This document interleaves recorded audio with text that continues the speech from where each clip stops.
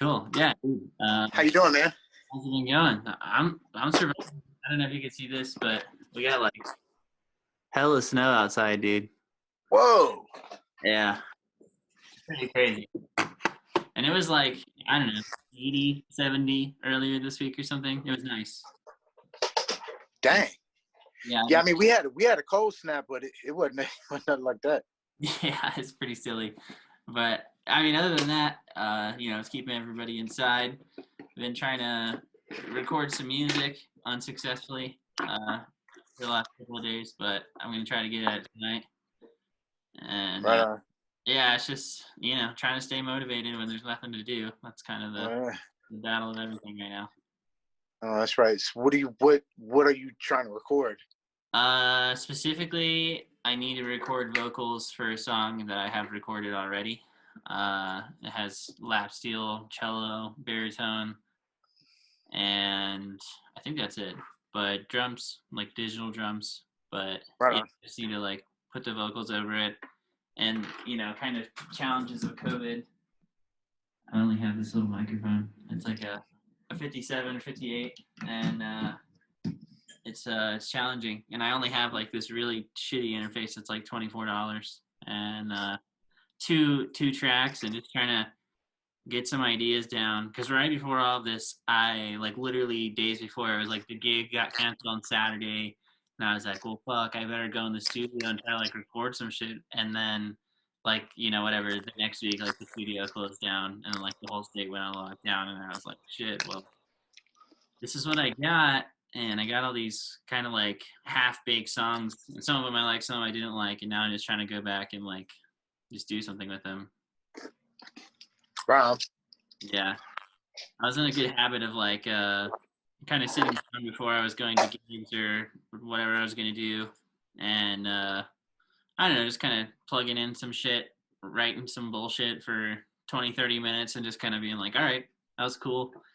I'm not never gonna look at it ever again, or just kind of make it into a 3-minute ditty, not record any vocals to it or take any time on it, just like write the chords, kind of make a vibe, then on to the next one the next day.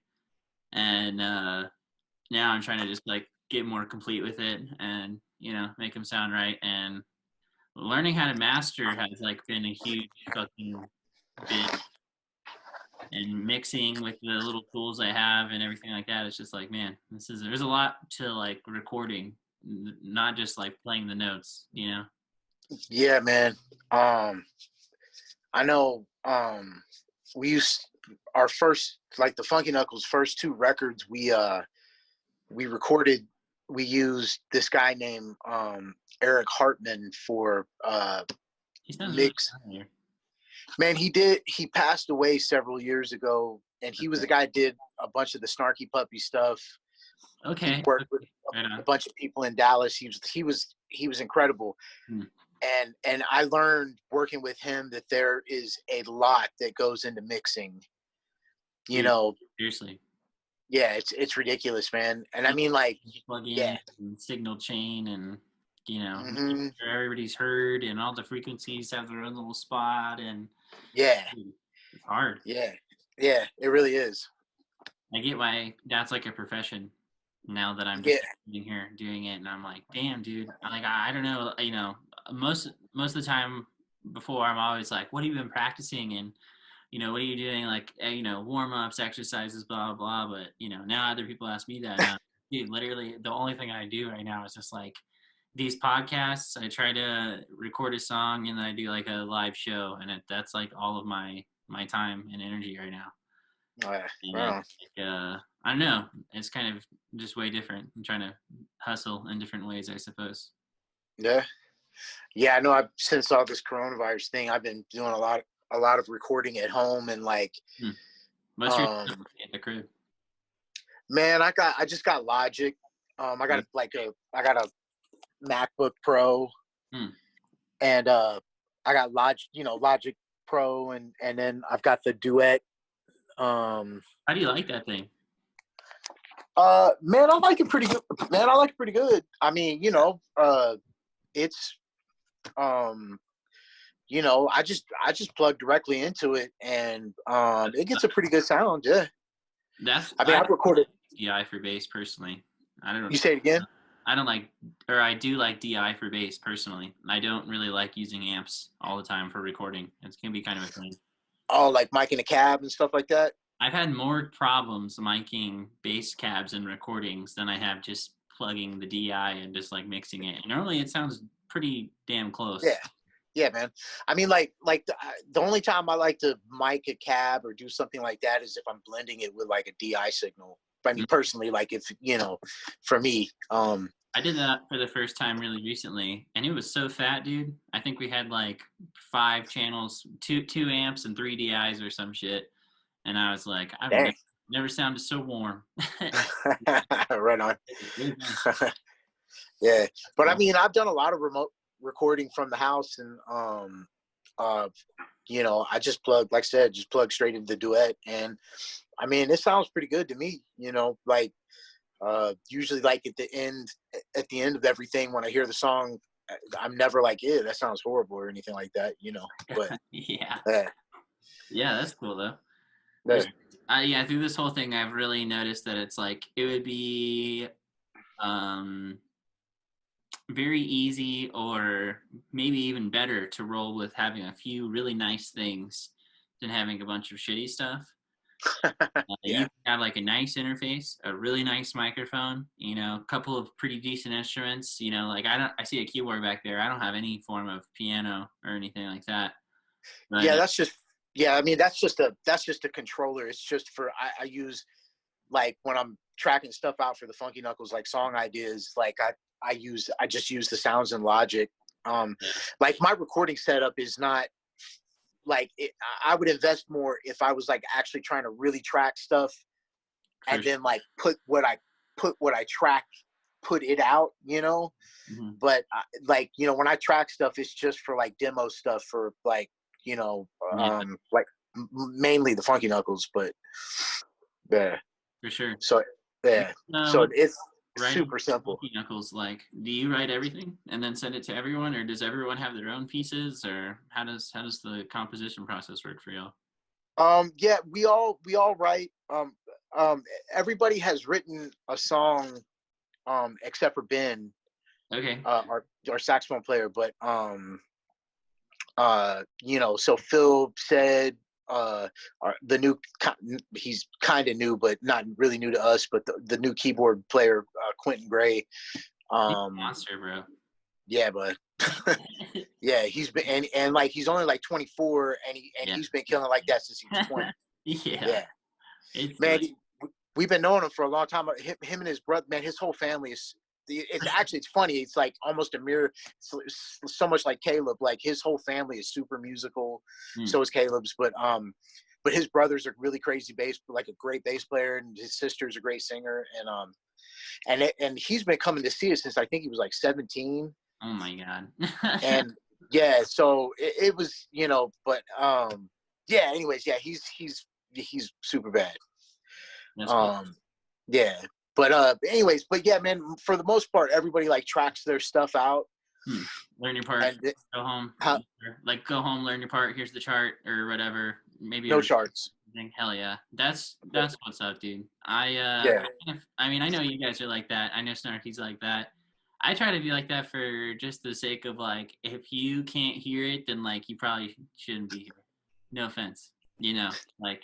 Well, I mean, man, shoot, there's some stuff. Like, I remember, man, like, Ced's first tune that he gave us, like, I had no idea what was going on. Yeah, I was like, dude, what the hell is going on? I was like, man, I tried to learn it, then I just had to get with him, and, like, we just had to, like, work through it, but. I'm down to do that, though. I'm so not opposed to that. I think, I mean, I've only heard of this. I'm not sure if this is true. I know there's a Julian Lawes record. I can't remember which one, but apparently he only taught the people like by mouth. It was like, it goes like this, blah, blah, blah. Maybe there's instruments involved, maybe not, but there was no written sheet music.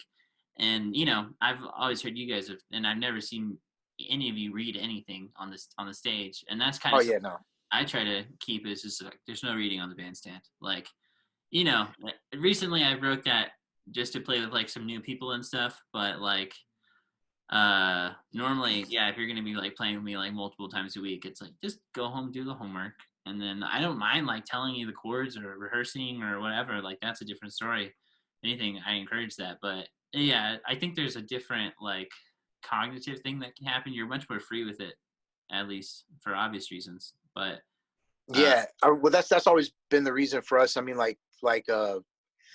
it's bet it's for, especially for the way that well, first of all, like different guys in the band, like one guy in the band can't read at all.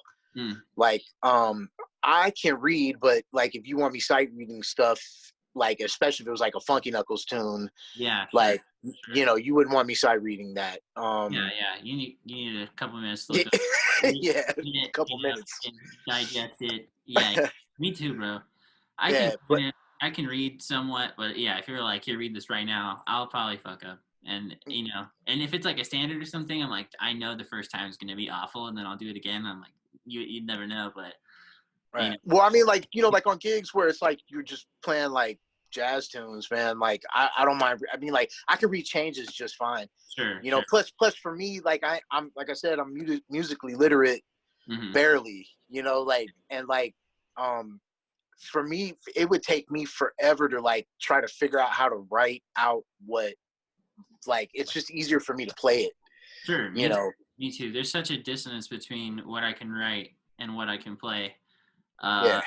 Uh, and I could probably do it, but it would take me so much fucking time and energy to, like you're saying, to be like, okay, well, this is the fourth 16th note of this bar, and then I don't know, whatever, you know what I'm saying, and it's just like Yeah. I could get, I don't, maybe if I sometimes I don't even stem the notes. I'll just like throw these like kind of like bubble in a bar or whatever, and just be like, this is what I'm saying, but I'm not quite sure these notes or whatever, but figure it out, if Man. somebody really needs it written. But yeah, sometimes I have no idea the rhythms I'm doing. I'm just like, oh my god. Right on. Yeah. Yeah. What's have you been trying to like, I don't know. Are you on the side of like, I need to reinvent everything I'm doing and fucking do Skype lessons and hit the internet with, these digital recordings and everything? Are you like grinding harder than ever? Are you kind of just like hoping all this will blow over, or like where do you see that kind of You stuff? know, excuse me. I have been actually kind of inspired. I've had, I've been writing a little bit and tracking stuff out and stuff. As far as I mean, I'm hoping, you know, and I believing that everything is, it might look a little bit different, but we're gonna go back to some type of normalcy, and like, I'll be doing gigs again, playing music with real people at the same, Yeah. um, I mean, I'm confident in that. I don't know how long it's going to be. I don't think anybody knows how long it's going to be, but Yeah. so and thankfully, like my wife, thankfully and also kind of woefully, my wife is an ICU nurse. Oh shit. Yeah. Yeah, so she's working and so I'm basically just at home taking care of the baby and Yeah. Yeah. I forgot you uh had a baby. I remember seeing that. yeah. Yeah, I'm baby. I mean, she's 3. She's still a baby to me, but she's For sure. 3 and Yeah. Until they're um 7, they're still like children. Little infants. Uh, yeah, for sure. Yeah. Yeah. Although I don't think she thinks she's a baby, but yeah. but yeah, so I've been doing that, and then I mean really just trying to practice and like and I've been like with the Funky Knuckles, like right before this happened, like the Funky Knuckles had created a Patreon Cool. uh I need. and say what? I need to do that. I haven't done that yet. I've been seeing everyone do that. I saw like Wayne Krantz is doing like daily shit apparently, and I was like, that would be worth whatever the $5 a month to get a daily lesson from Wayne Krantz. What the fuck, like. Yeah. So I don't know. I mean, obviously before, like, everyone was doing it, and that's cool though. Yeah. What are you doing on Patreon specifically? Well, like at first, like when we first started it, like we have a weekly residency like we've always had a weekly residency in Dallas. Yeah, And I so remember that. I remember seeing that. yeah. So like one of the things that we were doing was basically recording that live performance and putting it on Patreon. That's sick though. How the hell did you keep that gig for like, dude, to my knowledge it was at least like 7 years or something. You were playing like Oh yeah, it's been long. Well, no, it's been over 10 years. Well, we've right? moved locations a couple of times. Sure, yeah, I remember it being at Three Links, and I don't remember where I was at before that. That Three Links is where we were at. Okay. We're still there, just until all this, Yeah, we just yeah. haven't been doing anything. But before that, we were at the Freeman. That's right. That's what it was. Oh no, I'm sorry, I lied. No. Before that, we were at Sundown at Granada. You Okay. remember, where the Granada is? Yeah, yeah. It's the Many restaurant that. years ago, but Say it again. it's been many years, but I can picture it. Yeah, well, the guy that owns the Granada owns a restaurant right next to it, and we played at that restaurant for a couple of years, and then before that was at the Freeman, and then like the the Zoo Bar, and then the Pussycat Lounge, which was the old Gazelles. I don't know if you remember that. I remember that. But and then like the Teeny Bar. So right on. Dude, it's it's legendary, honestly. Like everybody I went to school with and everybody I fucking knew was like, dude, are you going to Funky Knuckles tonight? That was like the thing, It was like that, or you're at Greenhouse or some shit. It was like it's the thing to do. So now that I've moved away from Texas, the whole like residency thing is something I'm really trying to establish out here because nobody fucking does that out here. It's like, dude, and it's like asking for fucking an arm and a leg for I'm not even necessarily asking for a bunch of money. I would be down to do it for like $100, $200 or something if I could get my foot in the door, just for like the sake of doing it. But dude, that's like ridiculous out here. Like people are like, we're gonna book you once every 6 months or once every year, and that's it. And there's a lot of places to play in return, and people normally pay a lot more, but the residency thing is like unheard of. And every time I have gotten one, I've never had it last more than like 3 months. Like 6 weeks seems to be kind of like the thing, and then people are like, we're over, or like we don't have the budget anymore or something. So I super respect that you fucking have been doing it for so long, because that's, in my opinion, that's the hardest thing to keep and the hardest thing to find and the hardest thing to do every week. Is to like, I mean, you're kind of like in a unique situation where you're like playing jazz fusion and like it's fucking like badass, and like, but if you're playing like cover tunes or any other genre where it's not so like improv based, you're learning like 8 tunes a week or some shit at least to like go there and like play, a different set or something new rather than just playing like the same whatever fucking songs for 3-4 hours every week. That like is really boring. So there's a lot of like actual maintenance to it, I think, too. Yeah. I mean, it definitely depends on what your goal or what you're trying to do is. I mean, like for us, like we don't get paid a lot of money to do these, and we don't pay ourselves. What we do is we take the money that we get paid and put it in our band fund. That's right. So like, and it like if we split the money, I'll put it to you this way: if we split the money, it wouldn't even pay for our bar tab. You know what I'm saying? So I mean, like. And I mean, there's 6 of us, so it would probably be a pretty big bar tab. But anyways, like, so I mean, like, we don't ask for a lot of money, so it's like the benefit for a venue with us doing that is that it helps us out a lot in a couple ways. First of all, we're constantly re-upping on our bread for like tours. For like travel and lodging, and we're like we get a chance to like play our tunes or just have fun and just play together once a week. It kind of keeps, I'll get out there. Yeah, it keeps the sword sharp, you know what I mean? And we get to perform in front of people and it's fun. And for the venue, it doesn't cost a lot, and we bring a pretty decent crowd. At the very least, it's consistent. About it. That too. And I mean, I think there's a lot to be said about that, especially comparison to here. It's like you tell somebody I play at this place every Monday. They're like, oh, word. And it's just like the easiest thing in the world to convey. Then like, can you remember that I play here every second Thursday or some shit, or even just like April 20th or something. Whenever you're playing, it's like Yeah. so hard to remember. And this, and then times that by the 100 other musicians, but it's very easy to remember. Every Monday, come see me wherever.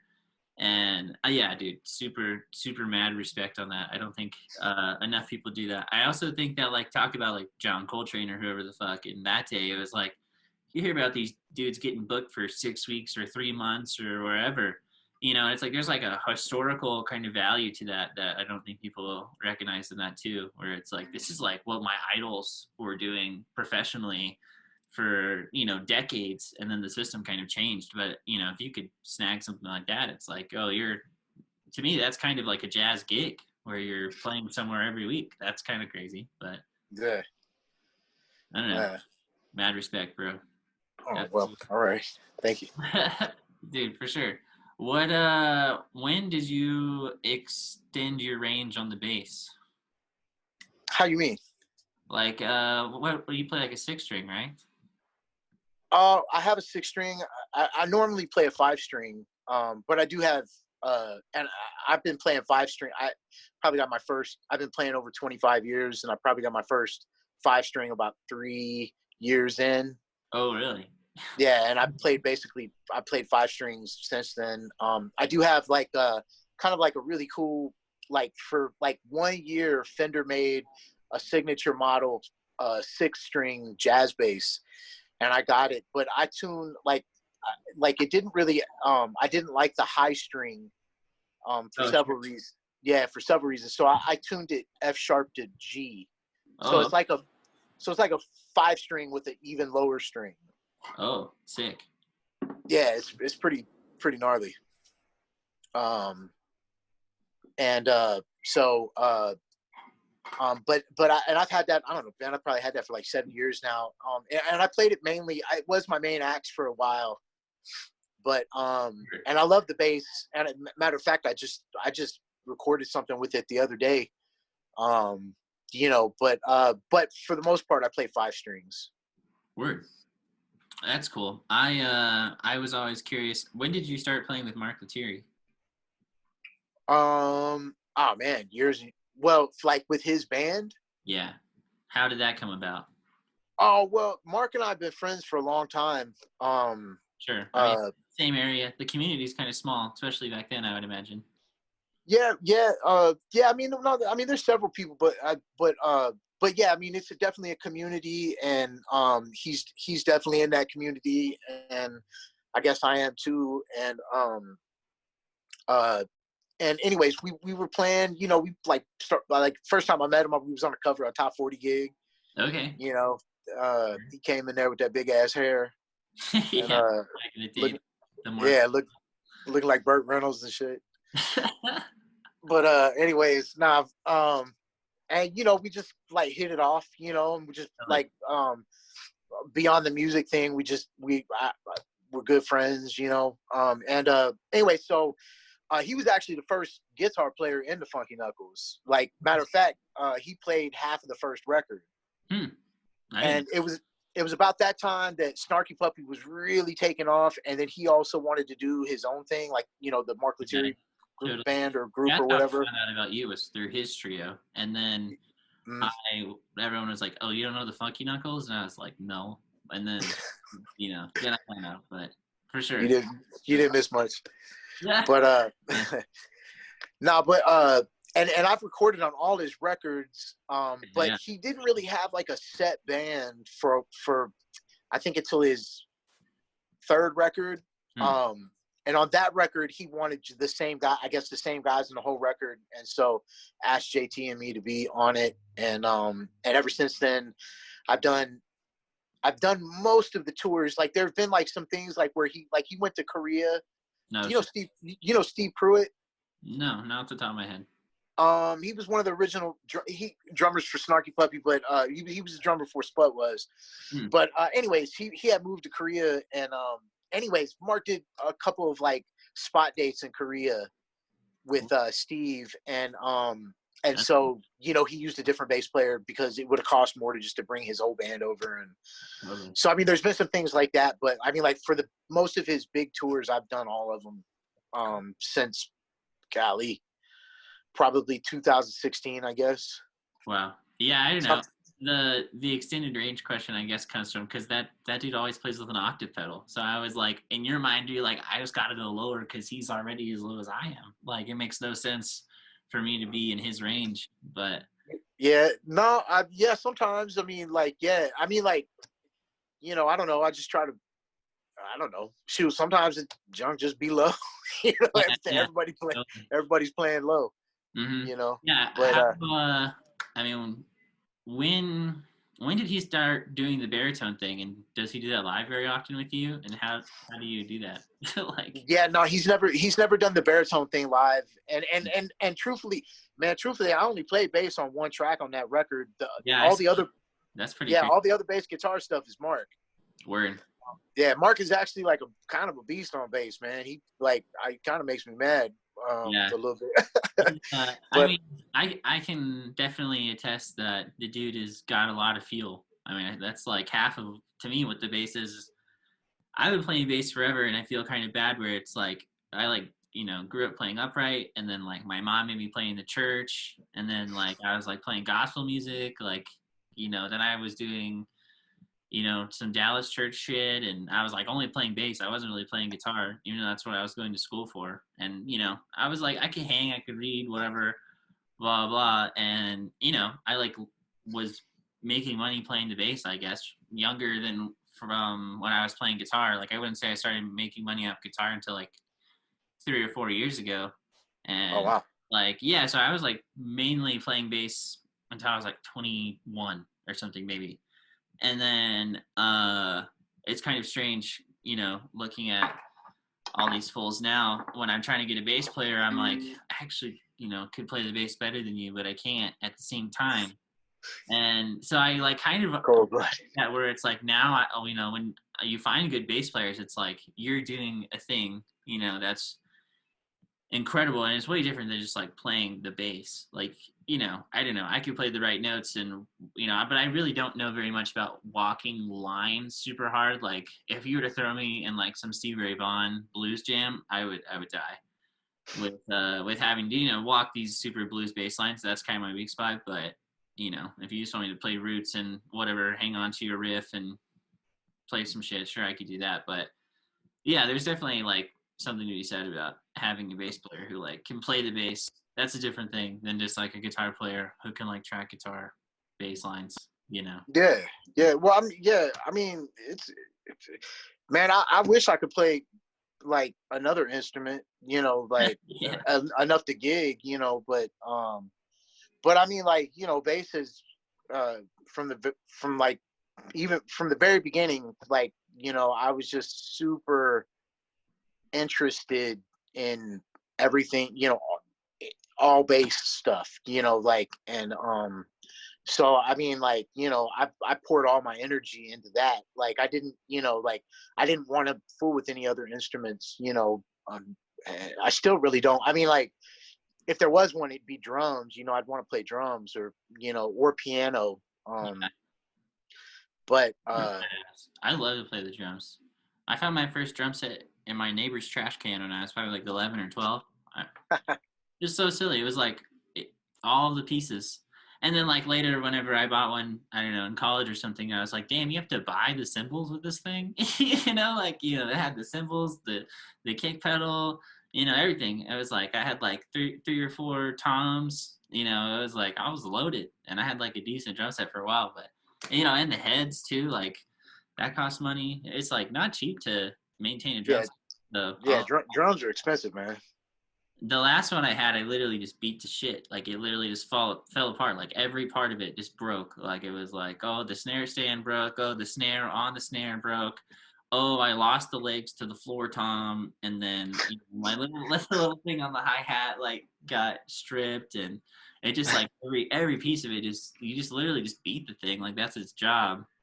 So it saw some days, and I was like, yeah, I'm parting ways. But dude, I really like to play the drum set. It's pretty sick. That and Charlie Hunter's been having this thing where he like has a group Zoom hang for 3 hours or some shit once a week. It's ridiculous. And he's been, talking on there that he just plays the drums like more than he plays the guitar or whatever he plays. I don't know if you whatever that thing is that he plays. But yeah, man, he's actually pretty bad. I mean, he's like can actually kind of like really play drums, man. Dude, it's pretty sick. And the only thing I would say is like it's helpful in the sense of like you can have these really specific grooves and you can like send them for demos if you are trying to do that. But yeah, it's also kind of interesting to use samples and shit to like try to get your sounds and have other people learn that stuff and have total freedom with that and just be like, I don't know, it was just this 4-bar drum loop, destroy it. You could change it or whatever. But I'm sure you can relate to this. I feel like even with this new record that I'm trying to write right now, through all this bullshit, just putting out songs, everything that I have is so like bass driven, and I don't know, man. It's kind of hard. Like there's like bass lines that are pretty specific and like go with the melodies and kind of change the chord quality sometimes or something. There's like some really specific thing that the bass does, and it's like, oh man, I'm gonna have to, when all this is over, I'm gonna have to find a bass player who can actually play these bass lines. Or I'm gonna have to play them on the guitar or something. I don't know. I'm not really sure. So I'm trying to figure out kind of the solution to that right now, where I'm like, maybe I might just play bass or something. But it's not a bad problem to have. No, for sure. And it's dude, it's so specific, and I'm kind of, at least as of recently, I don't really have a band per se. Like my girlfriend plays with me most of the time. We don't really have a drummer. We have like a bass player who lives like in the middle of the mountains and doesn't always come to like every gig because he lives far away. And I don't know. So it's like, I'll find whoever, and sometimes we'll have a band. Sometimes, we'll have some kid from school or, a couple kids come out or something, or I don't know, just some random people. I'll get somebody who plays the saxophone or some shit, whatever. But it's never like consistently the same people.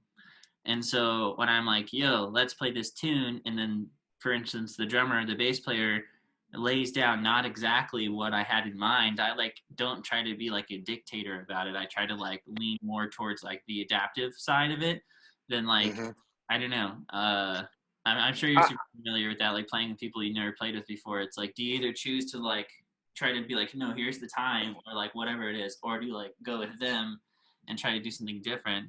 How do you feel about that? What's your stance? Well, on the idea of like composing a song and having people play it, and it not sounding like either the way you hear it in your head or like the way it sounds on the track that the demo or whatever. There are. I try to be a little flexible with that because, like I can't play like anybody else. I can only play like me. I can, like if I try to mimic somebody, I don't sound very good, and if so and the point I'm trying to make is I try to be a little flexible with my compositions when I hear the band play them and it's not something, the articulation in the part isn't right or something like that. I try to be flexible as much as I can. Like, if it's really important, then we go over it and I get it as correct as possible. And, and at a certain point, you just got to be like, well, that's what it is, As far as playing with people, I mean, like, I'm a, freelance musician, and so, I mean, I find myself in a lot of situations where I'm playing with people, maybe somebody who didn't learn the song, or they don't play the beat, like they're not playing the beat that's on the record, or they're not playing the feel, that the record, or something like that. And like usually, like if I'm in a situation like that, and if I feel like the person is listening to me, and I try to like do it, like whatever, if they do it, then fine. If not, like, man, I'm too old and I've done this for too long to be trying to, trying to fight with people all night long, Sure. Yeah. like, I and have too. But it took me a while to realize that. I was definitely trying to fight with people for a while, where I was like, yeah. I mean, nope, like sometimes it's just nope. not worth it, man. And like sometimes, man, one thing I've learned is like, man, sometimes you can get into some really cool stuff and That's how still have a lot of fun. I know like I have a work band, like a basically like we just do weddings and private parties, corporate events or whatever, and basically the band is the Funky Knuckles. And like, man, I mean, we just about never play the song like it is on the record, right on. and but we have a lot of fun, and we like, make our own little arrangements, and and that's a little bit different of a situation because we've all been playing together. Like me and Seth have been playing together for well over 15 years, and not only we've been playing together for over 15 years, we play together probably at the very least we play together 3 days a week. We play at Wednesday at church. We play on Mondays at with the Funky Knuckles. We play at Wednesday on church. We play a Sunday on church together. And most weeks we play a Saturday or Friday together. And then a lot of times, if I book another gig, I'll have Seth play. So I mean, sometimes, man, we play together 4 or 5 nights a week. Yeah, For 15 years. You know what I'm saying? So, chemistry. like him and I, huh? Chemistry. Yeah, exactly. So sometimes for him and I, it's almost more fun when we don't learn the tune and just like, kind of like just play the changes. Sure. But Yeah. and There's I mean, nothing good in that though. I mean, you sound good when you play the changes. well, Nothing wrong with that. there's nothing wrong with that. Yeah, you're right. But I mean, like, but that being said, like, we can absolutely 100% play the song parts when necessary. Mm-hmm. It's just that like for this thing, it's just like a super low stress thing. So we just have fun with it and, make pretty good money. So Nice. that it's kind of a cool gig. We can sub out like whenever we want and always have a gig, when we come back home. So it's one of the best gigs I've ever had, to be honest with you. I mean, as far as just like, no stress. The wedding scene, but man, I just like it's so hard out here. There's really not that many places that really do weddings. Like I guess maybe a church or something, but like I mean, it's like piss snowing outside, so like the whole like outdoor wedding gig thing or doing like shit on people's lawns or whatever. You know what I mean? I mean, just, and then like I mean, talk about like going to like McKinney or like Plano or some shit. It's like there's like wedding venues at the Yin Yang over there, and like those motherfuckers are charging like $10,000 for their deposit and shit. It's just like a different scene. Yeah, it's like there's like a wedding thing, like it's like an industry over where y'all are. It's like a because my mom like she like bakes cakes and shit, and she like makes her whole income off of like baking cakes for other people's weddings, and it's like what the hell is this shit? Like how can you charge $100 for a cake? I mean, granted they're beautiful cakes, but it's like that's crazy. There's people out there who just had that much money for that kind of stuff. And then you talk about the wedding band shit. It's like I know people who are like, oh yeah, $10,000, and they're like, all right, done. And it's just like that's insane, dude. Like who's got the millions? Who's got the millions? But I'm thankful they got them millions to pay that much money because it has paid many of my bills over the last 20 years. Yeah. Sure. Yeah, that's I mean, that's one thing I'm trying to figure out right now is how I can just keep paying my bills and keep playing guitar at the same time because it seems very uncertain. I'm like, man. Yeah, I mean, man, I've always said that about Dallas. I mean, it's like the really good and bad thing about Dallas is that like you can live here and make a good living playing music, pretty good. I mean, you might not ever be rich, I mean, like some guys do really well, depending on what, what all they can do or like what band they're in or whatever. But, and that's a good thing. The drag is you can make a really good living in Dallas and never leave. Yeah. And never create art. You know what I'm saying? Like never do anything like that. You just play cover bands and play at a church or something. Yeah, true that. True that. And sometimes it can be a hindrance. I know. I played with this band called Professor D for a while, and man, the money was incredible. Like, and it was a really good band. It was like a 9-piece band, like full horn section, 3 singers. You know, like, man, like it was the band, like, you know, we played the songs, like it was tough, man. You know, we was pretty tough. And when I quit to do the Funky Knuckles, man, you know, and when I quit, the bass player that they got was a new guy in town. And man, he is such a great bass player and just just great musician in general. And I almost felt bad for him because with Professor D, you can't sub, you know, Hmm. you can't That's like like, you're doing yeah, that. that's your job. You can't, you know, you got to be like losing an arm to like not be there, not being, you know, on the gig. Yeah. And he and I almost felt bad for him because like he was so talented and he needed to be doing something that like, you know, furthered him as an artist, you know, but and he's doing that now, which is awesome. But you know, but I just felt bad for him because it almost handcuffed him and you know, Yeah, yeah. for a while, you know, but Yeah. It's funny you say that because that was one of the big reasons I left Dallas personally, where it was like everybody I knew had been there for like 40 years or some shit, and it was like nobody I knew like really was like coming in new or something like that. Maybe like it was like everybody around me had just been there for so long, and I was like, man, am I really gonna like get stuck here? Like, you know, no offense or anything. Like, I think it's an awesome place, but I was like, I could either leave now or I might get stuck forever.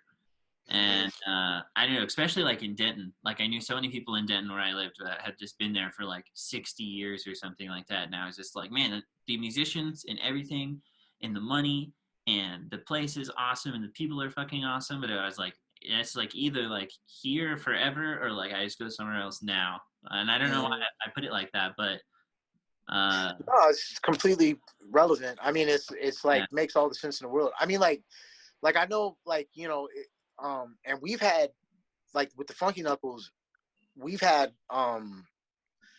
you know, we had a really awesome door that opened up for us in the very beginning that really helped us out a lot. And not a lot of bands get that. Had it not been for that, we would, I mean, we still don't make just hardly any, I mean, like in the last maybe 2 years or year and a half, 2 years, we've gotten to a place where we're actually making money on tours. You know, it was Right on. very much a labor of love for a very Yeah, long a lot time. of people, long time before Yeah. profit turnaround. Yeah. And, you know, and that was with a big, a great, like, you know, opportunity that came with it. You know, so, but I mean, with, you know, with today's age, I mean, like, if you're not in a place like New York, like a New York or LA that's got like big touring gig opportunities or, you know, something like that, man, you know, if you're just in a place like Dallas, man, you know, you have to be on your hustle to make sure that, you know, you're doing something other than just playing private parties and like, you know, furthering your Yeah, career as an artist or like a brand or something like that. You know, sure. you have to really work your butt off to do it, you know. So Yeah, that's why I said what I said about Dallas. Dallas is great. You can make a living here. The cost of living is relatively low.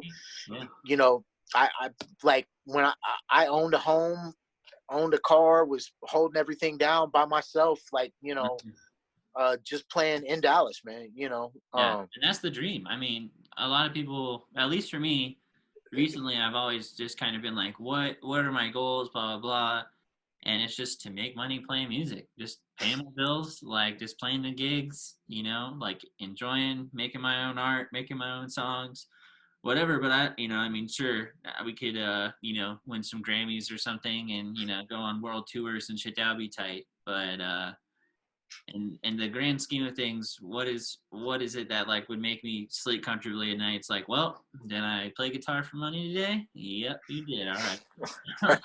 Yeah, no, it's not bad. I mean, like, trust me, I'd rather do that than like, you know, work in landscaping or dig ditches or sell insurance or something like that, you know. True. But, but, you know, that being said, you know, I think like, unless like, and I mean, like the touring scene, like the big pop touring scene is a very small, a lot smaller circle than you would think it is. Mm. And that's hard to get into, and if you're trying to be an artist yourself, I don't think it matters where. I mean, at this point with the internet and like, I mean, hell, we're sitting here looking at each other talking right now. For sure. I mean, like, like you can do it if you want to be an artist. You can do it from wherever. I agree with that. Especially you now, want. there's no more gigs. That's kind of out of the question. Before that was a consideration. There, it was like, well, shit, I need to be in LA or New York or wherever because I need to be a place where I could play music for people. But now it's all online, anyways. So, Yeah. whatever. Yeah. Yeah, man. Dude, it was a pleasure. I'm probably gonna sign off here. I know my girlfriend's got class pretty soon, but I'll put this on YouTube and hopefully other places soon. But yeah, I'll let you know if you want to just text me like your whatever you want to send me, your Venmo and your Funky Knuckles website or Bandcamp or merch or YouTube channel or something. Just like gonna put it in the description and be like, give them a follow, give them a like, whatever.